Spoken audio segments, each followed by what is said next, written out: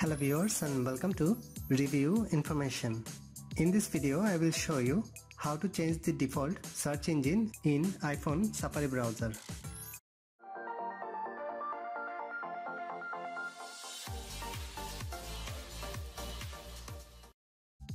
Go to your iPhone settings. Scroll down and find Safari. Tap on this. In the Safari settings, you will find search engine. Tap on this. The search engine is selected as Yahoo. You can change it as Bing or DuckDuckGo or Google. Select any of this. So that is how you can change the default search engine in iPhone Safari browser. Thanks for watching. Hope you guys enjoyed my video. Please subscribe my channel for more videos. Goodbye.